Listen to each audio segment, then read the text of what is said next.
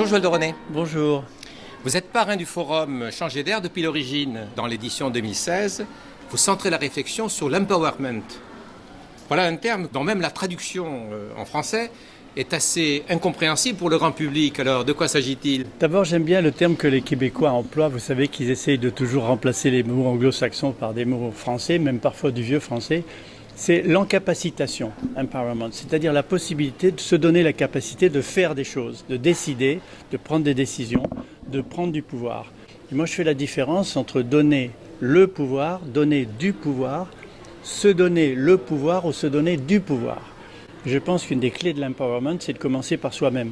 C'est-à-dire de commencer par son alimentation quotidienne, par son rôle vis-à-vis de l'environnement, par sa capacité à enrichir ou non son cerveau. Ça, c'est de l'empowerment personnel et on ne fera pas de prise de pouvoir politique ou collective dans l'entreprise si on ne commence pas par soi-même. Ce processus de transformation des relations du pouvoir entre individus et groupes sociaux n'est pas nouveau. Alors pourquoi aujourd'hui s'impose-t-il? Je pense que le rôle, c'est le numérique. Un des catalyseurs du fait qu'aujourd'hui ça devient tellement important, c'est le numérique dans l'entreprise. Vous avez vu qu'on parle de plus en plus de l'entreprise digitale ou de l'entreprise numérique. Les réseaux sociaux ont pris une ampleur colossale. Il y a des milliards de personnes sur les réseaux sociaux dans le monde. Et donc il y a un échange d'informations qui permet aux gens de comparer ce qu'ils voient autour d'eux, ce que l'on dit qu'ils devraient faire, quelles sont les directives des politiques. Et donc c'est cette comparaison permanente qui donne un pouvoir potentiel, je dis bien potentiel aux gens, qui leur donne ce que j'appellerais entre guillemets un sentiment diffus du pouvoir. Grâce aux réseaux sociaux, ils l'ont. Mais il faut transformer ce sentiment diffus du pouvoir en pouvoir de décision collective et ça c'est une autre histoire. Alors pour changer d'air, faut-il justement inverser les modèles de gouvernance des organisations? Ils sont en train de s'inverser progressivement. D'abord, ça commence par l'industrie. Le politique résiste beaucoup plus parce que le pouvoir, comme disait Machiavel, libido dominandi, le plaisir de dominer, ça ne s'enlève pas comme ça du jour au lendemain. Mais déjà dans l'entreprise, on voit les pyramides s'inverser. La pyramide inversée, l'entreprise dite libérée ou libératrice, comme nous l'a dit André Comte-Sponville, ce sont des entreprises où le patron n'est pas en bas, en dessous, mais il est un catalyseur, un visionnaire, il est charismatique, il est communicateur, il écoute les gens, il leur fait confiance. Et ce sont les gens qui sont en haut de la pyramide, mais alors sur la base, qui créent de la valeur ajoutée. Alors vous avez un regard toujours très aigu sur ce qu'est l'école, sur ce que doit être l'école.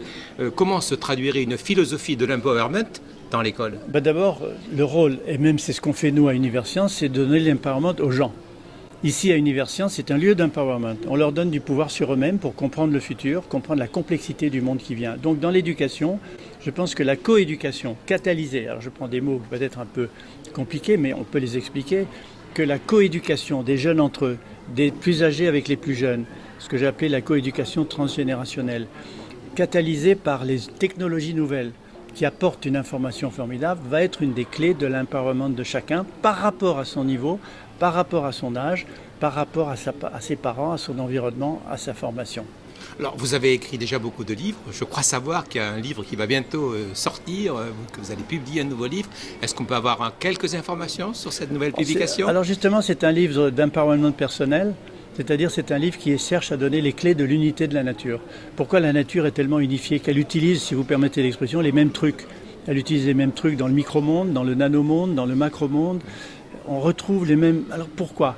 Et c'est cet émerveillement que j'ai eu en faisant la recherche pour ce livre qui m'a conduit à l'écrire, pas avec des explications, mais en tout cas pour montrer aux gens que ce genre de choses existe et que ça leur peut donner du pouvoir sur la gestion de leur vie. Alors on se donne rendez-vous lors de la publication, effectivement. Fin septembre, début octobre. On se donne rendez-vous. Okay. Merci beaucoup, Joël de René.